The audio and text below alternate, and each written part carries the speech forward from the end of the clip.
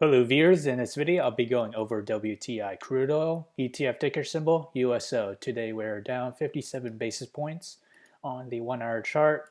We are pointing slightly down to negative MACD, and on the 4 hour chart we are still on positive MACD. However, we see a divergence shaping on the 4 hour MACD, and we are losing support on the 18 and 9 moving average.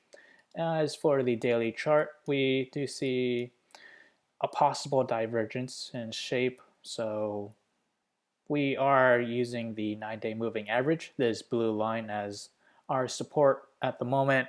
We tested this support back in November 25th and earlier today. So I do see the price hovering around the 9-day and 18-day moving average.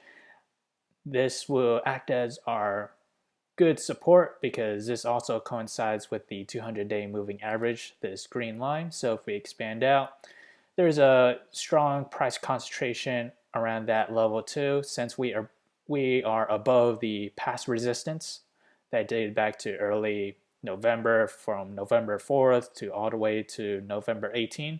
Since we're above that price level, it acts as our support now. So at the moment, I do see that as our good support for the next coming days. That is around $11.97. And as for resistance, I do see a possible resistance around the price of $12.60. That price level, we had made a gap in between from, I should say, May 22nd to May 23rd. We have that gap. And we also have past resistance that dated back to July 11th. So since we are still below that price level, it acts as our next resistance. So as if we were to move on higher, that price movement is roughly around 4.3% to the upside, and to the downside is roughly 1.1% to the downside. So the forecast model is now available in the link below, so do check it out for WTI crude oil. And the forecast models that I don't go over in this video, you can check on your own, so do check it out. Again, it's in the link below. So back to the forecast model, I'll go day by day where WTI crude oil will head to the next coming days. So we have 1 day out, 2 days out, 3 days out, 4 days out, 5 days out, 6 days out, and 7 days out. So which one of these models we should focus on? Ideally, the model that is the best match to the current trend. Right here, we have the current trend, and below is the trend that I believe is the best match. This trend dates back to December 24th, 2009 to March 24th, 2010. So let me point out why these two charts are similar. So on to the current chart, we start off touching the upper Bollinger Band.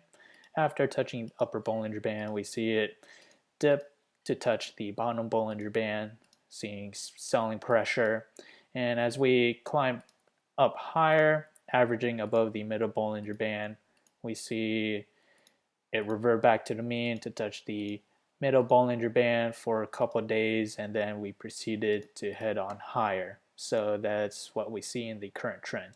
So in the trend in question, right down here, we start to see a similar pattern shaping. Let's start in the beginning of the trend. We start off touching the upper Bollinger Band.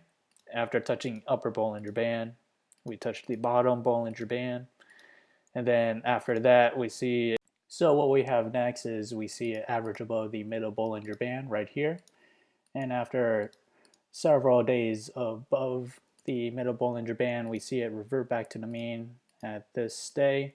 And we have those points right there. What we have is 1, 2, 3, 4 points, and we also have 1, 2, 3, 4 points. So there's reason to believe that the trends and patterns are the same. The outcome and forecast should be fairly the same. Again, the model that we just examined was December 24th, 2009 to March 24th, 2010. So back then, WTI crude oil was up around 7.6%.